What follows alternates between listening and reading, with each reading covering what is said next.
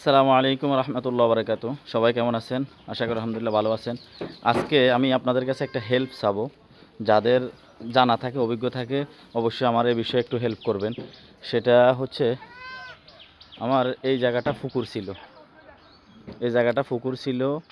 এটাতে ছাগল করার, খামার করার জন্য এখন পুকুরটা ভরাট করা হইতেছে।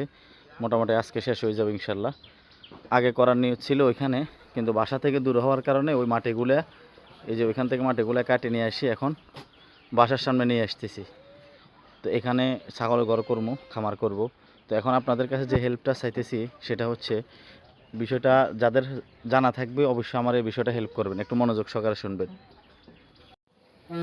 জি, সেই বিষয়টা হচ্ছে, আমি ওই যে যে জায়গাটা আপনাদেরকে দেখাইছি, এখানে আমি আধুনিকভাবে ছাগলের শেড করবো ইনশাল্লাহ।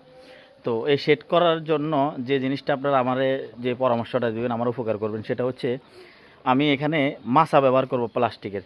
তো প্লাস্টিকের মাছা যেগুলো আছে, এখন আপনারা যারা প্লাস্টিকের মাছা দিয়ে ঘর তৈরি করছেন, তারা অবশ্যই আমার এই বিষয়টা বলবেন যে কোন মাছাগুলো সবথেকে বেশি ভালো, কোন কোম্পানির মাছাগুলো ভালো এবং কোন রেটের মাছাগুলো ভালো, কোন কালারের মাছাগুলো ভালো।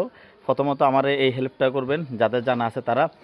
আর দ্বিতীয় নম্বর হচ্ছে, মাছার নিচে অ্যাঙ্গেল দিলে ভালো হবে নাকি ইউক্যালিপ্টাসের যেই কাঠ আছে, মোটা এটারে কি বলে, বাটম বা আপনার হাইর দিয়ে, আমাদের আঞ্চলিক ভাষায় বলে, কাঠ দিয়ে করব নাকি অ্যাঙ্গেল দিব, অর্থাৎ মাছার নিচে কি কাঠ দিয়ে, কাঠের উপর মাছা বসাবো প্লাস্টিকের, নাকি অ্যাঙ্গেল দিয়ে অ্যাঙ্গেলের উপর এই প্লাস্টিকের মাছা বসাবো। এটা অবশ্যই যাদের জানা আছে তারা অবশ্যই আমার এই বিষয়টা একটু হেল্প করবেন।